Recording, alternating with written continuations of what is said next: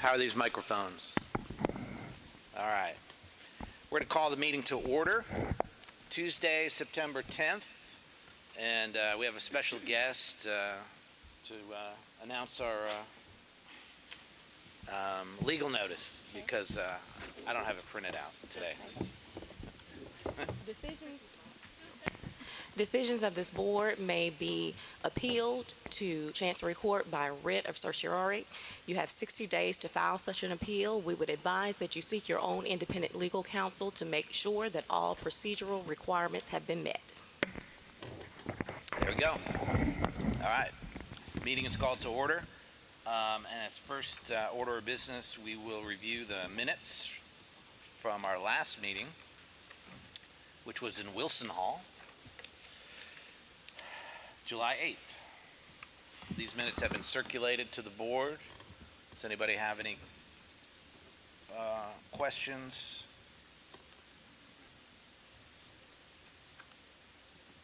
I move to approve. Second. All those in favor? Aye. Aye. Opposed? All right. The minutes are approved and will be put into the record.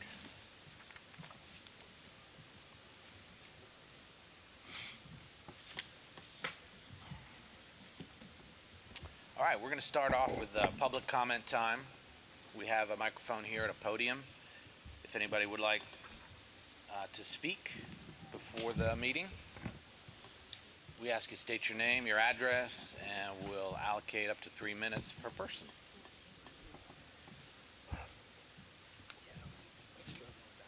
If we don't have any public comments at this time, we can move directly into our monthly reports. And first up, Felicia Bowman, our financial report. Good morning. Good morning. Good morning. These financials are preliminary through June 30, 2019. The books remain open. So these numbers are not final. Revenue through June 30, 2019, $3,279,758. Expenditures, $3,275,240, for a net gain of $4,518. The revenue does include the $300,000 supplemental that we received. So that is included in the revenue. Payroll expenses, $1,394,964. Utilities, $771,325. Purchase services, $213,260. Supplies, $113,524. Communications, $30,033. Temporary services, $176,889. Security services, $104,740. IT services, $136,758. Insurance permits and LOCAP, $333,747, for a total of $3,275,240.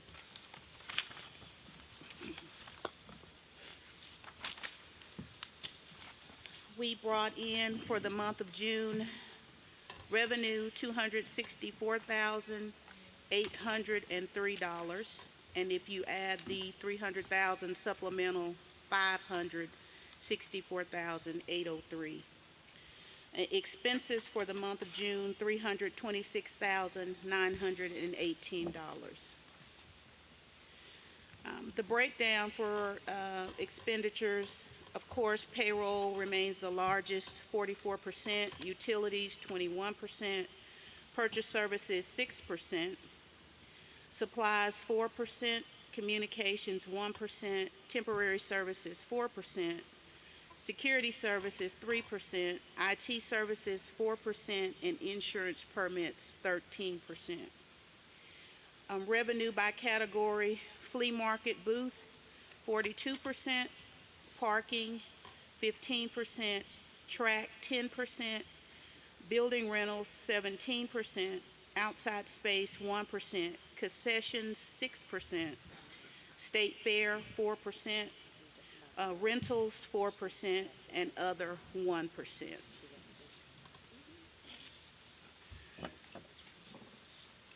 Again, I am working with finance downtown to close the books, and adjustments made earlier as this week show that we should finish the year at about $10,000 in the black. And I don't have financials for this current fiscal year because, as you know, we're switching over to the new system, and we just got access to it, and there are still some glitches that need to be worked out of the system. So hopefully by our next meeting, we will have updated financials for the new fiscal year. Any questions? Mr. Chairman. Thank you, Felicia, for that. So just for clarification, is this fund balance, is that a reserve fund? Yes, and that is, the last updated number is May, so I don't have current numbers to give you until the year has closed out. Okay. Officially.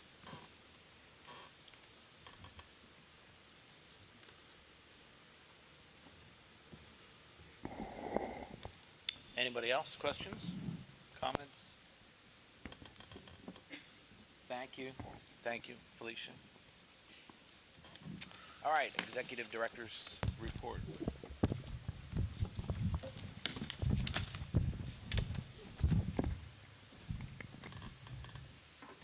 Good morning. We had our ribbon cutting, as you all know, on Friday. It was a fantastic time to celebrate a lot of work over the last 18 months, and more specifically, the last 9 months.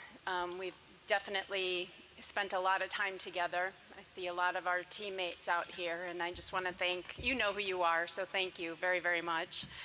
I could go ahead and name everybody individually, but literally we'd be here for an hour. There's just so many people. I want to thank staff, and you know, that includes our partners as well. D&D, thank you for all your help with kitchen and designs and such. So it's definitely been a collaboration, and I really appreciate all your support along the way and input. I wanted to just to mention some metro departments, and Michelle, if I forget anybody, please let me know.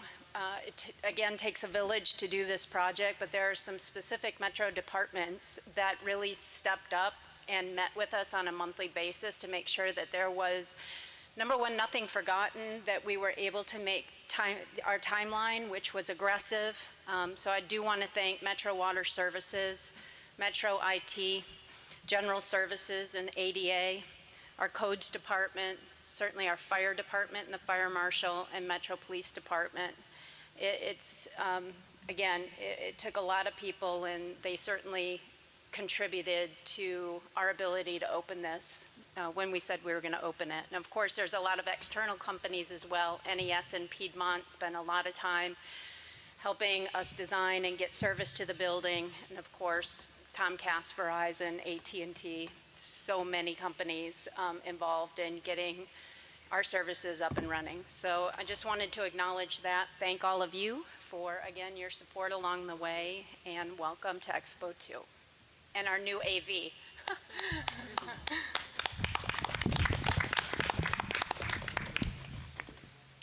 Thank you. Can I get a clarifying question? You talked about the AT&T and Verizon and stuff. I've noticed a little bit of a low or no cell signal in the building. What's the plan around that? We're working on it. The Wi-Fi is going to help with that, and we can, I'm sure, get an update from our planning team on when that Comcast is going to be, when that switch is going to be flipped. They were in here week before last running all the exterior lines to activate the Wi-Fi. We are looking into whatever boosters we can get to assist with the cell service, because that definitely is it's an issue, for sure. Susan was curious because she wanted to check her Snapchat. Oh, yeah. Don't believe it. Understood. Understood. Okay, is that it for your report at this time? All right, thank you. All right, so let's move on to the Fairgrounds Improvement Project update. Please. Good morning, board. Morning, Ed. One, I think it's an interesting part in time in the project when you're able to actually give a project update in the facility. So just wanted to highlight that. It's always great to reach this point. This morning I'm going to be reviewing the dashboard sheet that you should have in front of you. And then following me, Roxanne will be giving an update on DBE, and that'll be the subsequent blue sheet in the packet. But I'll start from the top and work my way down as I usually do. Starting with the date of the chart in front of you. You see the date is as of the close of August, so August 31st. I always like to emphasize that what you're seeing in front of you is about 30 to 45 days behind what's actually current and up to date. So as I walk through some of these figures, just be aware that they're more accurately aligned with what's happening at the end of July. So I'll start just overall with the project. Our paid to date in terms of all of the things related to the fairgrounds, we've expensed over $32.7 million, so just under $32.8 million in terms of our total funds of $42 million. The largest category there, of course, is construction. We crossed the threshold of $27 million there, and I'll highlight that you'll see there's just over $4.6 million left in that bucket. What that represents is remaining construction dollars to get us across the finish line, as well as a portion of those dollars are for retainage. So contractors on site will start receiving retainage as we close out the project and roll through their scopes being approved through punch list and finalized. The next category there is design. As you'll see there, we're 95% design, which is appropriate for where we are now. Again, that's enough to get us across the finish line related to closeouts of the facility and the site. FF&E, IT and AV, you'll see there very minimal amount of dollars paid to date. So again, aligning with those 30 to 45 day lag. I think Laura appropriately addressed that there are things that are still being done. And so what will happen is this line item is largely made up of security, IT, and access items. So that line item will be expensed heavily over the next 6 to 8 weeks. So you'll start to see that bucket start to really empty out as it catches up with the timeline. The next area, project management and related expenses, which is where the project management team, our materials testings, and our commissioning all lie. And you'll see all those things somewhere around 60 to 70% complete. That aligns with where we are on the project. Those things usually lag a little bit behind construction as we're evaluating things as they go on, and the closeout period will take a couple of weeks to months to finish out. And so we feel comfortable that our budget accommodates all of those things. So we shouldn't need to adjust or dig and find more dollars for that. We're well covered there. Other thing I will highlight is there's still some project contingency dollars there. So one of the exercises that we're going through as a project team and working with Fairgrounds staff is prioritizing some tasks and some things that can be done at the facility as in terms of improvements, as well as things that may not be working just right yet and ways to tweak that for better operations. The other categories below the Expo Center, and again I'll pause for questions in a moment, is related to the demolition of the existing structures on the top of the hill. Again, we're still holding $1.8 million for that entirety of scope. That is to be awarded. So I believe there's a letter of intent to be that's been issued by procurement. Once that's completed and we have more information, I will further detail that category going forward. So probably likely the next meeting, what you'll see is some more breakdown instead of just that one line item bar of 1.8, which will give you more clarity there. Infrastructure in the park. To date, Fairgrounds has spent $301,000 there.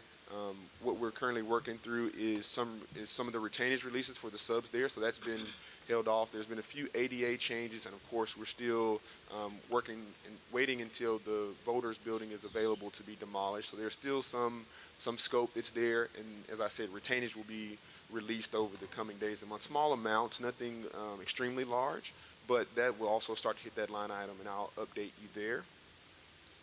And then finally, we have the last two line items, the grandstands and repairs, demolition, and site master planning.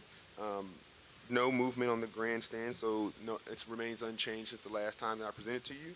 And then, as you'll see for the very bottom line item, that's been zeroed out as those dollars have all been reconciled, and it's present here in the budget. So I'll open it up for any questions before I turn it over to Roxanne.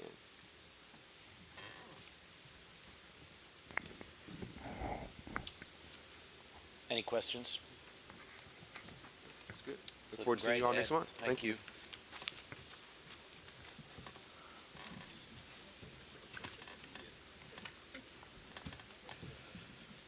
Ooh, I've got a support group.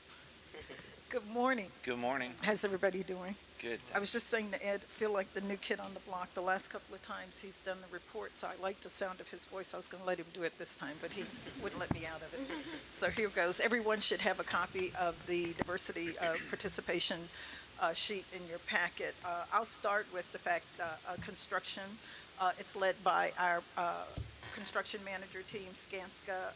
We've got 15 women businesses on the project and 12 minorities and 4 small. Currently, 26% participation on non-Expo, which includes the Fair Park and the grandstands. And I'll go through the sheet to kind of give you a total of where those dollars have gone. 32% participation on the Expo itself, with the total of 31 DBEs and a dollar amount of $8.5 million just on that part of the project itself. So we're doing pretty good as it relates to our participation goal, which was 20%, and we'll get to the exceeding. Design and engineering is led by Atkinson and Associates. We've got 6 small, 4 Ws, and 1 M.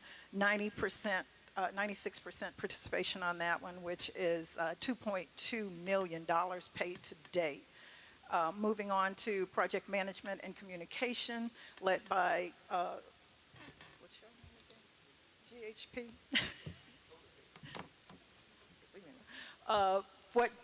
And so we're going from there with 2 women-owned businesses, 2 minorities, and 1 small. And of course, that includes myself and Ed, along with our communications folks.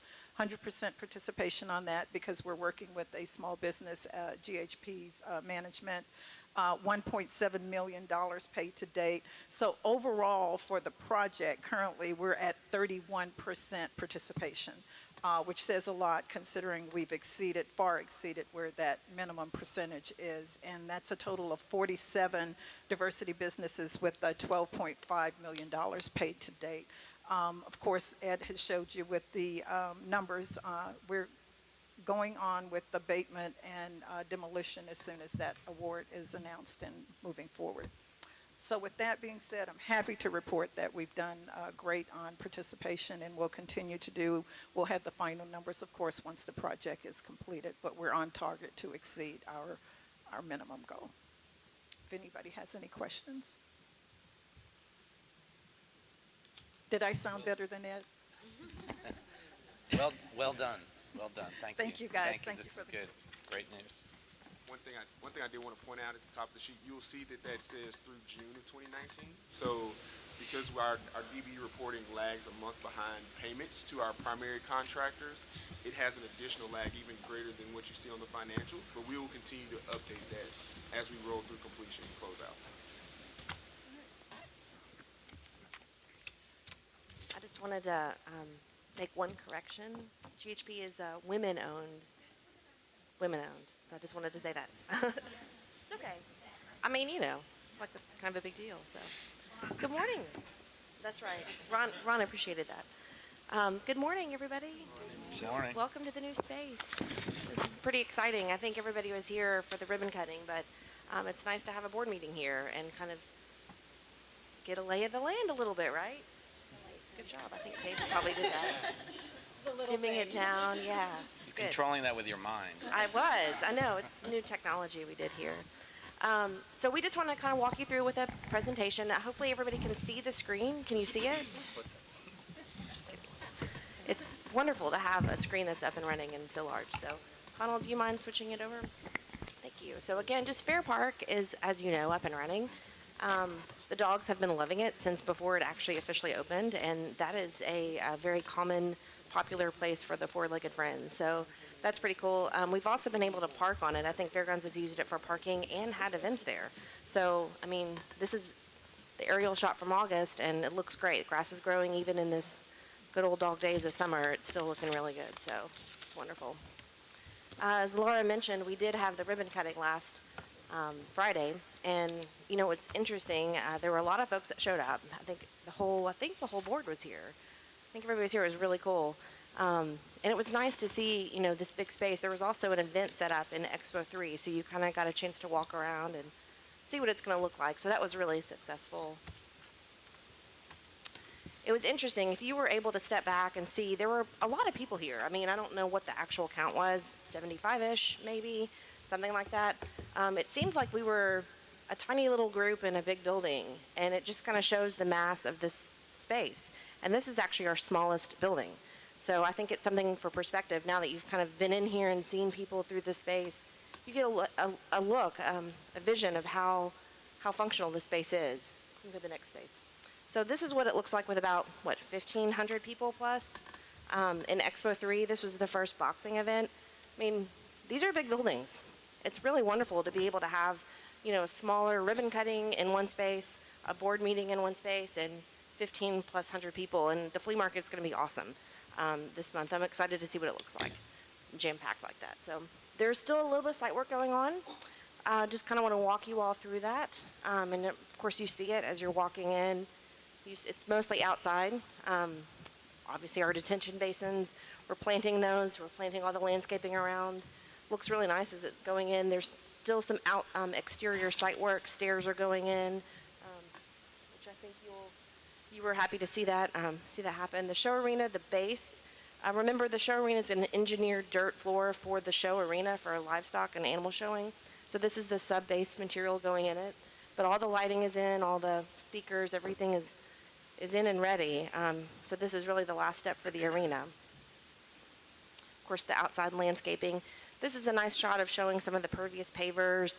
You can still see there's still a few that are being fit, and as they're doing the last final steps there, all the landscaping. And then this is looking into the sheds. So the sheds do have, electrical out there. They're still finishing up the last little pieces, getting ready for September's Flea. Of course, this is one of the bioretentions, which we have started the plantings. We've got more planting. Of course, this is a tough time of year because, it's August, it's September, it's kind of hard to plant, so we're having to stay on watering. I think we actually have a full-time waterer out there, and he's very busy, as you can see. But this is kind of cool because you can see the RVs. Those spaces are being used for this state fair, so pretty nice. Again, the inside space, it's really hard to do justice in images for this. I mean, when you see them full of people, you kind of really get a sense of the scale, but it's such flexible space. And this is Expo 3. Again, Expo 1 is the one that's over on the other side, and it's the largest building, so it's pretty great. The offices, we've been able to finish offices. Scott finally got his final piece in, which I was really glad to see. And I mean, this is such a great space. I know Laura and you and your staff have talked about how wonderful it is to all be together. It's a really cool spot. We've got a lot of daylight coming through. You're very connected to the buildings and the sheds. And I know in the wintertime, icy conditions, you have these big buildings to be able to take your lunch break and walk around and stay active, which is really cool. So I've heard some really exciting things from the staff. We are still finishing the kitchen, which is actually behind us. And that is, a nice look at the kitchen equipment. Randy with D&D has been wonderful to work with throughout this project. So that Laura mentioned the coordination there. It's been really great, but you kind of get a sense of some of the equipment that's coming in. It's going to look really nice, the kitchen and cafe. It's a great improvement, great update, and that will be up and running for the September Flea. So the kitchen, site work, a little bit of IT, AV, security work, those things are finishing. And then just the punch list items. So those are the kind of items that you see here. Again, it's mostly exterior site work. So just a reminder of where we started. This was in December. Kind of where we are actually as of a month ago, because we don't even have the September aerials yet. Kind of, you can go to the next one. But it's just really interesting to see the progress that we've had. So this kind of gives you a nice little view, monthly view again, December. Starting in February, this is what we were doing.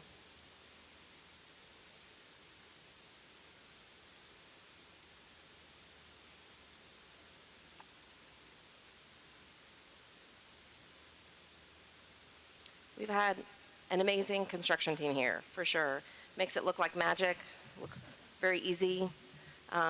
It is not, I can tell you that. It's not been easy, but it's been wonderful, and it's really rewarding to work on projects like this because you get to see, such a great group of people with Laura and her staff having new facilities, and it's something that is going to serve them for a really long time. So it's really wonderful to work on these projects. So it looks like magic. It kind of seems like magic. It's a whole lot of hard work that has gone into this. So, and that's the updates for. I think there's one more final one. Sorry, that's the update for the Fairgrounds Expo. Do y'all have any questions? Yes. One question. All right, so we have this state fairs here right now. So looking to future years for future potential fairs on site. One of the questions I was getting asked Friday was, what preparations have been made for a fair here, particularly with animals. And I know I sat in some meetings where there was a lot of discussion and planning and preparation. Could you discuss that a little bit, please? Absolutely. Early on, we did meet with the State Fair folks and fairground staff, and folks who had a lot of experience here on the site to understand how the different uses would go. How can we design a space inside for that? So, of course, we talked a lot about livestock and, what comes with livestock. You have to be able to wash the surfaces. And so that's one of the reasons why we have the walls the way that we have them, especially in Expo 1, which is really where we focused on that. But the walls are washable. The floors space, you can run a, like steam cleaner over it. The floor box is electrical, has a water resistant, so it's able to handle that situation.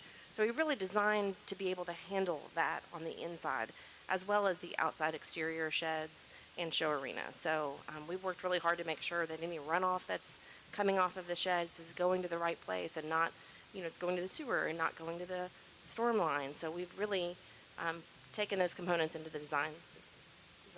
Do you have anything else? Okay. A few questions. You mentioned the voting center earlier. Do we have an update on that? Their departure? Well, that stores voting machines, and last we heard it's December the 7th. Is Okay. they're going to We be have a date. relocated, Okay, good. and then demolition and final touches will be added to that part. Okay. So demo for the old facilities, has that been scheduled yet? Yeah, that's going to start in October. Okay. As Ed mentioned, we've got the contract is ready to be awarded. We went through a bid process, so that's in process, and permitting will be the next step and start in October. Okay. Do we have any update on external fencing? There's a lot of it.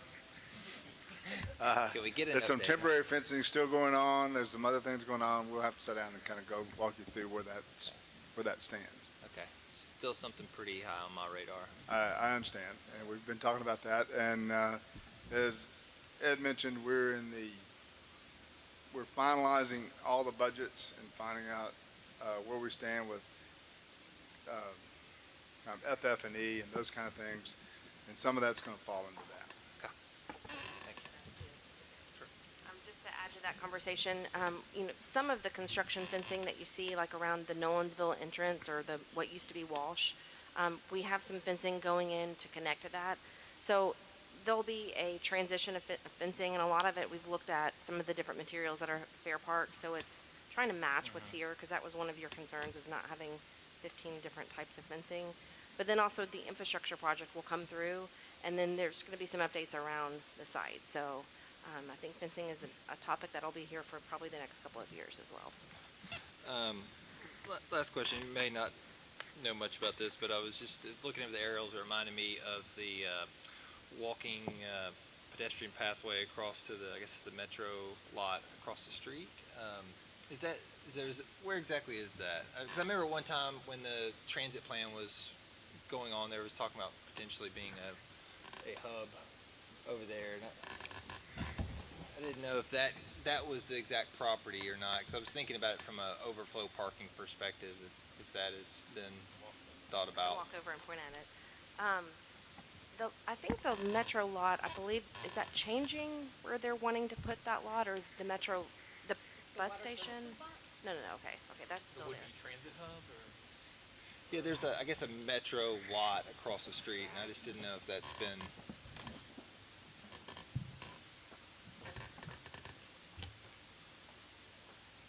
Yeah, kind of in that area. Yeah, I'm assuming that's it. I don't know exactly where it is, but what I was thinking of is as we get this finished and look at it, that may be something we start discussing with others about looking at that for potential overflow parking.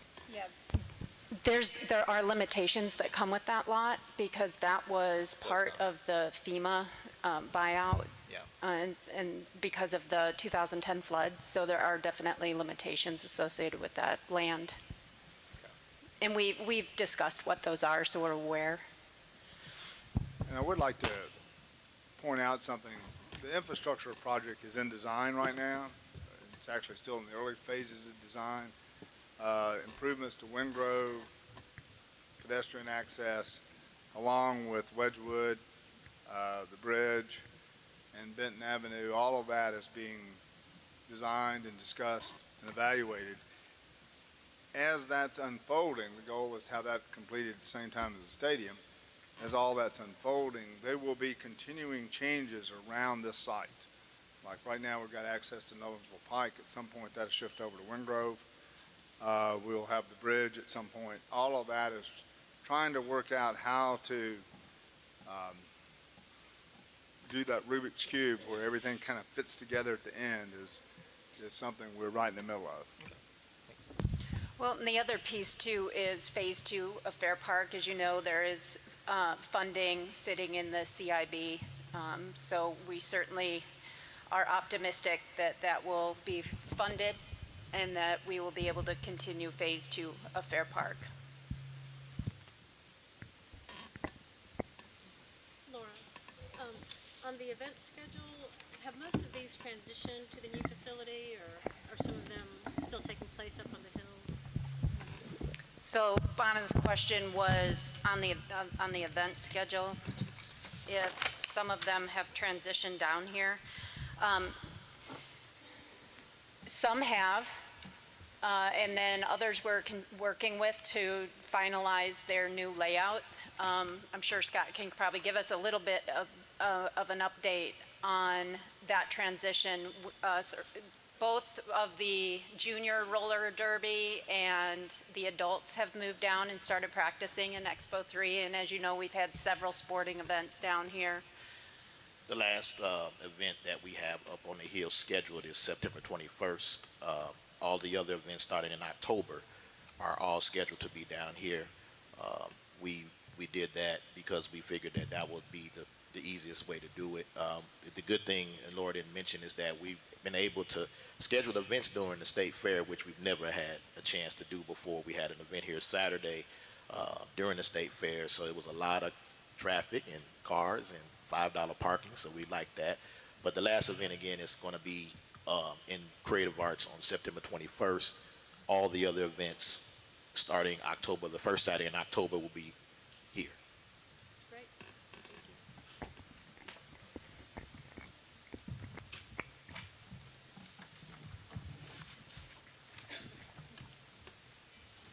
All right, thank you for that. Thanks for all the great hard work that's gone into getting us to this point. We're going to move on to Mls Stadium update. Morning, everybody. Good morning. Thanks for an opportunity to update everybody on our Major League Soccer project. Somebody's going to advance my slide. So just a little update on the actual business side first. I'm pleased to say we reached 100% schematic design just a little while ago on the stadium, and now in the design development phase. And our substantial completion date remains on target for 2022. And in terms of the team itself, we now have almost 60 full-time employees, We moved our offices. Actually, I was just looking at the shot earlier of the overall site, and you can actually see our team offices. We're just the other side of Nolensville Pike, so feeling like we're part of the neighborhood already.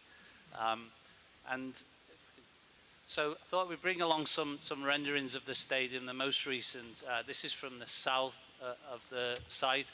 And I think importantly, when we presented at Major League Soccer at their board meeting recently down in Orlando, we made a key point to say that part of our brief in the design was to make this look and feel like it really should be part of the neighborhood. So it was very intentional to choose a lot of steel and brick and wood in conjunction with the neighborhood.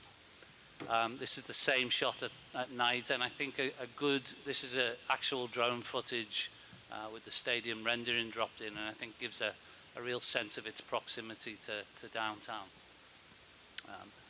Looking across at the premium section, a big part of the design phase that we went through was to ensure that we create really something for everyone in the design. In the premium section here, we have 6 different lounge facilities as well as suites, loge boxes. So we really have a really eclectic mix of product as well as general admission seats. And then looking from the far corner, this is just above our supporters section, which will really be, I like to think of it as like the energy plant of the stadium, where all the noise and fun will start. And you know, we've been engaged with our own supporters groups to start to understand how we bring this to life. And then looking at the northeast gate, this is really, we think, will be the kind of main entrance to the stadium as people arrive. And then just, this is the supporters entrance, and actually sits on the plaza, the North Plaza. And I think that will become, or we feel that can become a really important part of this facility, not just for soccer and game days, but non-game days. A very large space, I think over 60,000 square feet, and I think pre and post game, certainly for us on game days, I think there's a real opportunity to bring this to life with all those uniquely Nashville elements of music and food and an eclectic mix up, you know, on game day to bring the whole event to life. We started describing this really as a kind of festival of soccer. So you come to the event, and you know, there's some music and some fun and excitement pre-game, and then obviously the soccer game would be the headliner for that. And then just a couple of other points really. Obviously, as we've gone through, when I came on board just over a year ago, we started going through the really deep design phase, which I talked about, completing 100% schematic. And it was important for us to get this design right, to make it functional for the team and functional for the other events planned at the stadium. And you know, the design currently we estimate to be in the range of 325 million to 345 million. And I think it's important to say that is an additional investment by the team and its owners, and obviously doesn't change Metro's obligation, but on target for substantial completion in 2022 as planned, and we're extremely excited about the project. So happy to answer any questions.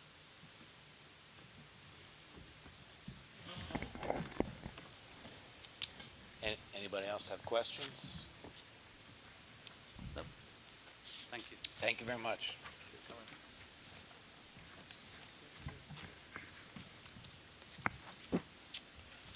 Okay, we have anything from Speedway Motorsports, Inc.? I was trying to look on my calendar. I apologize, whether or not we had a subsequent conversation with them prior to our last board meeting. I think we had updated you at that point of that. One more meeting. We had one more meeting after that last. I know. After that last meeting, after our last board meeting, we had one more meeting. And I've got a few notes from that meeting to kind of update the board on those discussions, kind of where things stand, so the board has a good idea. Just a few high-level points, sort of level setting on where we are on the discussions. The team from SMI are still working on new renderings and we've looked at some preliminary items in our meetings, but they've gone back to look at other things. One big thing they still need to look at is sound barriers. They had those on a portion of their new renderings, but the portion they were on didn't really address portion of the track that's sort of facing residential. So that's still in process. So there's still a lot of work to do to see what they can come up with, and we'll sort of see what the whole rendering looks like. So still a long way to go there. Financing kind of still remains pretty unclear. The pricing is looking to be 60, 65, maybe $70 million or more for this project. And this is a quote. This is, as they sort of described in the last meeting, this is a brand new track. And it's likely that the whole track would need to close for a period of time to do this brand new track process. So as we look at options for the future of the track, this is a brand new track. We know there are other options about preservation and renovations and stuff like that. But at the moment, there's no real clear financing proposal on the table for how this is going to be financed and what the sort of interplay is between the 1 or 2 weekends, maybe 2 weekends a year of events that SMI is talking about programming. So still a lot of question marks about how all those pieces fit together and how that would all work. We've had discussions about neighborhood accommodations, and we still have a long way to go there. There's not really clear set of principles yet as to the kind of curfews, agreement on curfews that are obviously going to be necessary for this scope of racing that would be needed to make this proposal work. So we still have a lot of discussions to have there. And the last piece I would mention is community engagement. They've worked on an initial proposal on how to engage with the community, and I think the communication back to them was it needs to be enhanced a good deal and made a lot stronger. It kind of has to approach the level like the folks from Nashville Soccer Club had, the way they engage with the community over a long period of time and continue to. So they've got some work to do to enhance that proposal, and also, of course, start working on what their community benefits agreement is going to look like. And obviously, there's got to be plans on how they're going to engage with the community and come to agreement on a community benefits plan. We've got the model for that again. Nashville Soccer Club, really came to the table and put together a really strong community benefits agreement. And so, we're going to be looking for SMI to do that. So a lot of open points. I think Laura had talked about getting past all of this craziness of opening and then sitting down with them again, I think maybe in October. But still pretty preliminary. We have a long way to go to see if this is a real option. I'll just add to, we've been really clear with just some points for consideration for them, not only in their design, but in their operation of the track too. Of course, the local racing and maintaining that is really important. So we've talked at length about that and how that could look under a new model, as well as I think they've listened from the first renderings we saw to the second.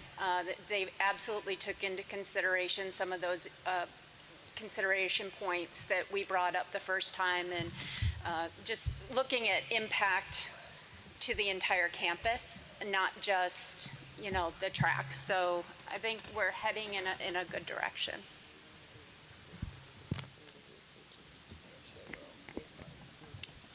Thank you, Jason. Laura?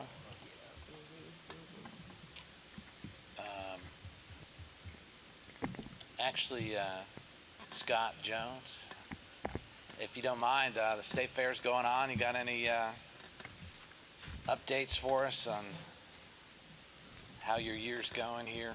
How the... Well, I will pass these out, just so y'all have an idea. Thank you. Thank you.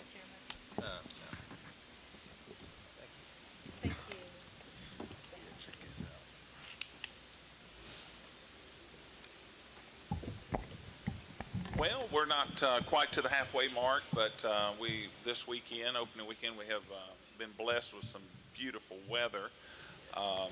Friday night we were up slightly, Saturday night just down slightly, and then of course Sunday we were up. Last year on Sunday we had rain all day. that. But all in all, the fair's going through pretty well as far as attendance, as far as just the overall feel. We of course had a few challenges, but overall, we're making the best of the construction and we appreciate what Laura and her team have done to accommodate us as much as possible for parking behind here and getting that as acceptable to park a car back here behind the construction site. But like I said, all in all, we're trying to make the best of it and work with the construction and work with her team on that. But we had a great ham breakfast yesterday morning. The candidates for mayor were there talking. The governor was there to open that. So had a great turnout. And then, of course, our opening ceremonies on Friday night was a good turnout. And our monster truck show was attended about the same as it was last year. So we had a good crowd there. So, but like I said, really can't say thank you enough to the staff and everybody for working with us the best to pull this off under the circumstances. So. Thank you. How much did the ham go for? $6,100. Okay. Yeah. So it drew well. So all in all. So. I had a few things. I was up at the family fun zone earlier. I just wanted to have you double check. There was a few pipes or hose pipes and whatnot that didn't have overlaps. I just want to make sure everything's ADA compliant for that. Second was going to ask if you had any updates from your board or other items around future. Well, of course, I've had conversations with Laura in the last couple of weeks, maybe 3 weeks ago. Our intent is trying our best to be able to use this new facility for the current future.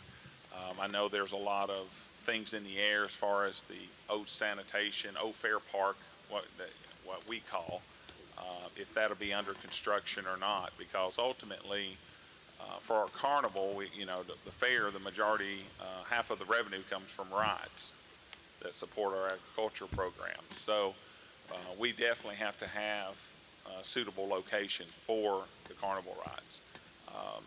And then, of course, even our livestock trailers this year, we park them in the lower parking lot by Volunteer Village up in the old equine area. In that parking lot, we had over 200 plus livestock trailers. So those are some things that we have to look at moving forward. Where do you park those off site? And then, of course, have enough parking for the public. Ultimately, this last year, just this last Saturday, we had to close our parking for about 2 times for about 20 minutes just to let people exit so we could go back and refill. So, parking's always going to be a premium. Do you have a future board meeting time? We have one tomorrow. Tomorrow, probably around 1:30. Okay. You attending that? Okay. Yeah, you understand our dilemma For sure. with us not having any say on when the fair is and For where sure. it's going to be, and our desire to ensure the fair is here one way, whether it's state fair or another fair, because of our statutory requirements, as well as our fiduciary duty as board members to make sure this facility is booked in the event that it isn't. So, and I think Julie Bowling sent an email requesting to keep the dates open for next year.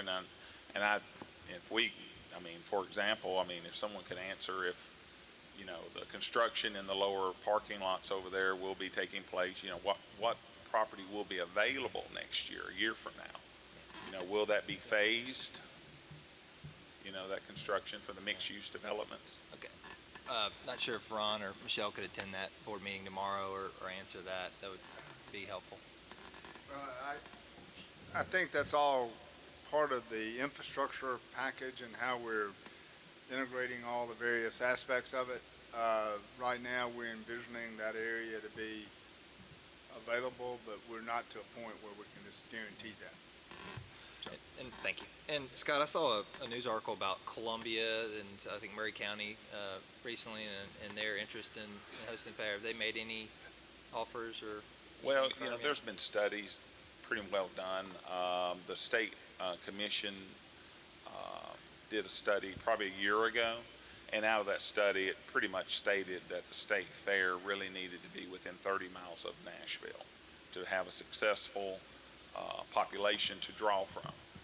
Yes, there are folks in Columbia that would love to have the state fair go to that area, but you're looking at an exit. I think it's Highway 50. There's no really hotels or any infrastructure there. So, I mean, is that viable? No, there's a lot of people out there across the state that would probably like to have the state fair, but ultimately, the consultants have said we need to be within 30 miles of Nashville. Okay. Thank you.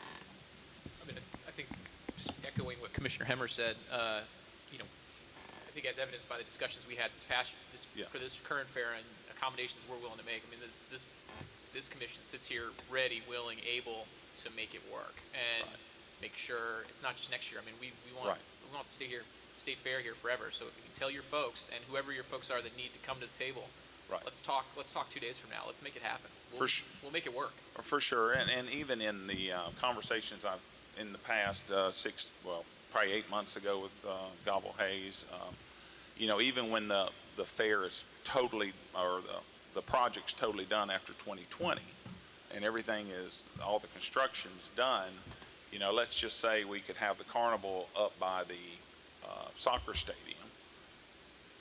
That's a win. It'd be a great view. It'd look great. But then we got to run temporary fencing in front of everybody's homes and hotels down to this building to be able to have a perimeter.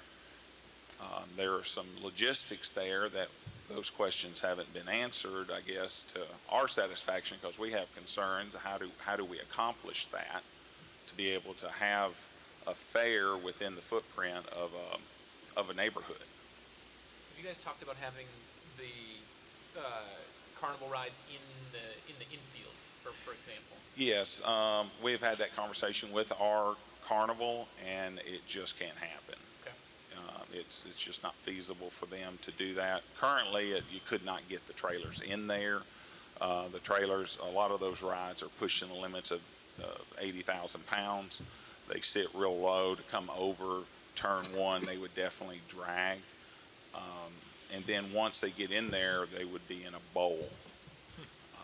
And just for them, like they explained, we can go sit in a parking lot and make more money. Why would we want to come there and sit in a bowl? So you have to respect, their decision as a business to know where to go to have, for the money. So, there's a lot of questions we need answered, long term, and I don't know exactly who's that person, if it's the design team or who, but those are the questions we have. I would think fencing, I think of doing dancing in the district all those years. I mean, we fenced off the area and created a venue. First it was up on the plaza, and in the alley there, and then down on Riverfront Park. And it was a contained venue. So it happens a lot. I would think it does. We could figure it out. I just wonder, as far as cross streets, people, like, for example, if we go up to the stadium and that mixed-use development that's on the maintenance shop side, we would cut them off to the rest of the world probably, as far as coming and going. And then ultimately all the businesses that are on the street fronts, they would see 2 weeks of declined sales. So, you got to keep those folks in mind too. Right. I'll also mention that in our discussions with SMI, ideas for renovating the Speedway definitely take a fair into consideration and are very encouraging designs.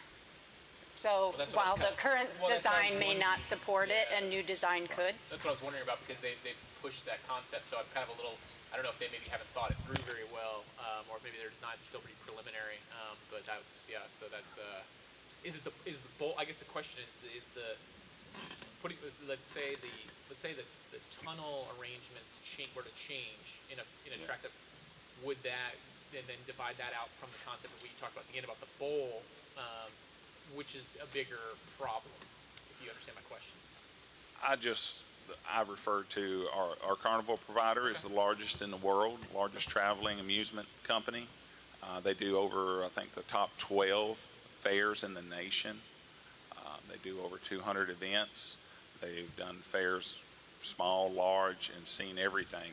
Hundreds of years of experience. I kind of refer to their opinion more than anybody else's because they're out there doing this week in and week out. So ultimately, the people who design or have the idea would have to try to see and get their input to see if it's even feasible. Okay. Well, thank you, Scott. I hope the rest of the fair goes great. Thanks for chatting with us today. All right. Updated flea market rules. So needless to say, moving into brand new buildings brings along an opportunity to review and update our license agreement and rules that we have implemented for the flea market. Needless to say, we have had rules in place for decades for the flea market. They've been posted online. Admittedly, over the years, I would say that the rules have been in place. I would say enforcement of the rules has been inconsistent at best. So it gives us, again, an opportunity to relook at those and make adjustments where needed in consideration of these new facilities. So you received them several weeks ago for an initial review, but I do want to highlight the changes because 95% of these flea market rules have been in place all along. So there have been some enhancements, of course, and the priorities that we used, certainly working with the entire staff, especially flea market staff and our manager, Mary Ann Smith, is really 4 priorities. One, of course, is employee, vendor, and customer safety, operational efficiencies, certainly compliance with the law that is in place, and protection of our assets. Those things kind of drove our discussion and our review of the rules. So I want to also thank Susan. She spent a lot of time going through these and making sure that they made sense and that we were interpreting some of the local laws appropriately as it related to some of the merch that our vendors sell and how we conduct our business. So I just, again, wanted just to cover a couple changes. I'm highlighting these. The ones that I really am not covering are existing rules in place already. We've implemented on G, page 2, which is our smoking. That is a policy that this board adopted several months ago as part of, operation of this facility, certainly also in accordance with LEED requirements that help us achieve LEED Silver here in the Expo buildings. So that just reflects that updated policy of no smoking in the buildings or on the canopies. We have updated our animals and pets. Over the years, we've had no animals, no pets signs on all of our buildings, but it's very much become the norm for people to bring their pets, not service animals, that is a different subject, but their pets into the facility. There are several reasons why that is not a good idea on such a crowded venue such as the flea market. Least of all, not everybody is comfortable with animals. And second of all, the health department has reviewed our new building, of course. Having a restaurant on the facility, if we allow pets into the building, that limits our ability to provide certain food items, which certainly impacts our customer service to our attendees of the fair. If you allow pets in buildings, you have to do prepackaged food only, and that is not the type of service and restaurant experience that we want to provide our customers and our vendors. So yes, we do allow service animals. Yes, we will continue to allow service animals, and we have expanded here in the rules of what those service animals are in compliance with both state, federal, and local laws. So I just wanted to kind of highlight that. There was some misunderstandings that we would not allow service dogs, and that is not the case.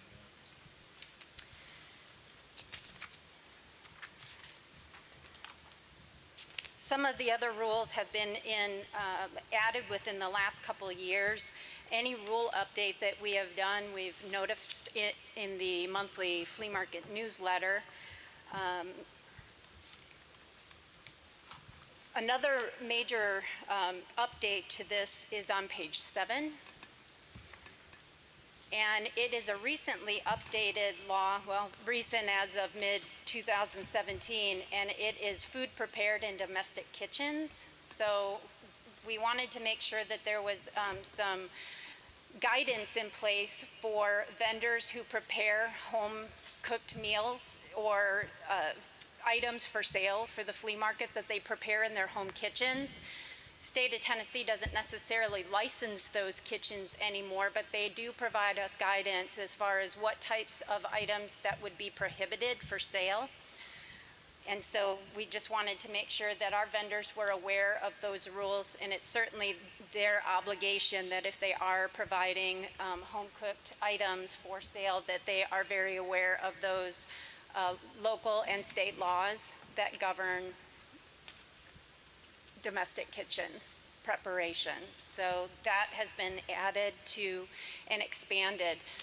We do allow vendors to certainly sell prepackaged and bulk items, and we've made sure that that was something that was allowable under our new food and beverage contract. Anyone who wants to sell ready-to-eat items would fall under our concession contract and would be managed with the Fairgrounds and with D&D as well, reviewing those concession type items. We've also updated our protection of Fairgrounds property section. It starts on page 9. One of the things that we wanted to do is make it very, very clear what is allowable and what is not in these new buildings in order to protect these facilities for the long haul. So we tried to really think of almost everything that could be, adhered to any surface or any damages. One of the things that we did change when we came down here is that there will no longer be allowed to stake their tents. Oftentimes up on the hill, vendors would hire tent companies to come in and drive stakes into our parking lots without permission or advance notice. Needless to say, that can cause a lot of challenges, let alone any utilities located below our parking lots, especially because we have permeable pavers in our parking areas outside of the sheds that would definitely damage those permeable pavers and render them so that they can't do their primary function. So we wanted to make sure that staking was prohibited and that they would have to stake or secure their tents by whether it be concrete blocks or water barrels. And we've had lots of discussions with current vendors on how to go about doing that and how we can assist in that effort. We've also strengthened some rules in regards to heaters and open flames. Of course, we are worried about open flames around so much combustible merchandise, and so we've just expanded, put in a little bit more detail on what type of heaters would be acceptable, of course, to protect the safety of our guests and our vendors, as well as electricity and daisy chaining, extension cords, and how electricity is going to be managed. Those are the main updates to the rules. Again, the majority of these rules are consistent with what's already posted and what has already been in play for some time. We need to step up our enforcement and make it consistent, and we understand that and know that it serves our flea market better when those can be enforced to a certain standard and consistently, and that they are not inequitably applied.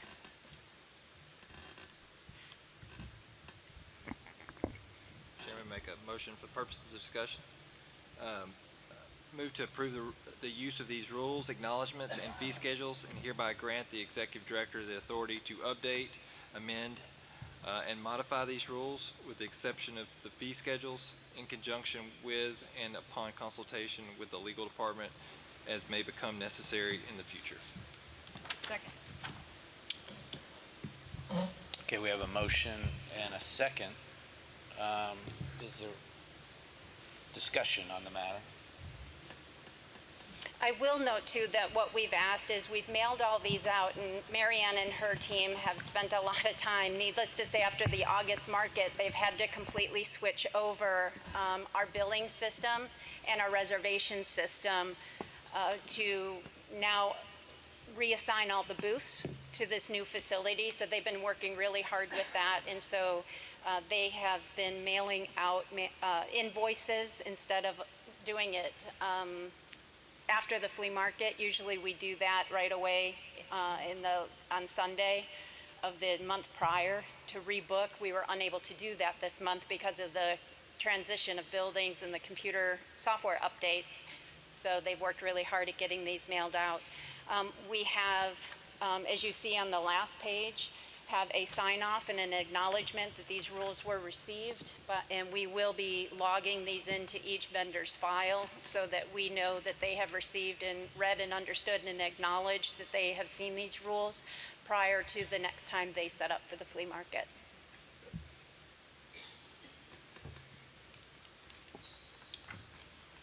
Any further discussion on the motion in front of us? If not, are we ready for a vote? All in favor? Aye. Aye. Opposed? Okay. That motion passes. We have updated rules for our new facilities. Thank you. Looks like a lot of hard work just in this. It was. So, thank you very much. We had the Tennessee State Fair update, unless there's anything else from staff on that. If not, we have on the agenda a contract with Formosa Productions. Just added that to an agenda, just to make a notification to the board that we have sent a notice to cure to Formosa Productions for past due lease payments, and they have till September 12th to make current. Okay. Are there any questions on that?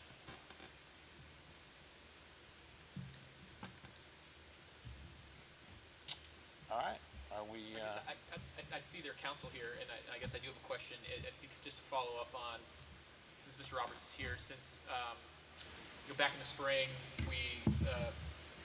there was an appearance, an agenda item, and Mr. Roberts indicated a desire to renegotiate the contract a little bit possibly, and I'm not aware that there's been any contact of it. Is there a desire to sit down and talk about the contract a little bit? Because I think that certainly we're ready, willing, and able, and we said so last spring. So that's my only question is, do you want to convene those meetings, Mr. Roberts, with your client, have those discussions about the contract? Tony Formosa. Just say your name for the record, There we go, sorry about that. Thanks. Could you please state your name for the record? It had been my hope that we would have done that in late April or May of this year. For whatever reason, it was not done, but I still think there is a desire. I would ask you what would be the proper mechanism. Do we sit down with the board directly, or is it an engagement with Ms. Womack and then we approach the Fair Board itself? I'm not sure I know the procedure, so I would ask you that. Thanks. Start with legal. Mr. Roberts, you're welcome to contact me, and I'll make those arrangements. Even better, thank you. But yes, there is, so thank you. Thank you. A clarifying question for Laura. I think this is the second time we've had this type of issue come before the board this year. I remember early in the spring, I think there was an issue about not receiving the notices. I'm wondering if that's still the issue, or there's something else while we're past due. We send invoices on a monthly basis at the beginning of the month for payment due in about 25 to 30 days for the end of the month. And this is 60 days past due? Currently 90. 90.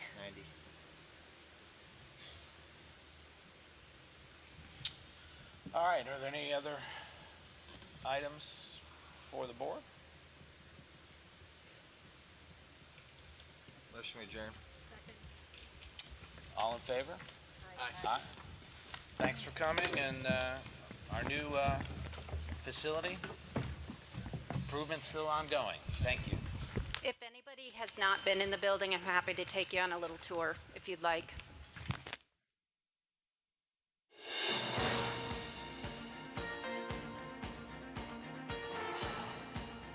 This has been a service of the Metro Nashville Network. If you would like to see this presentation again, or for more information about this and other programs, visit nashville.gov.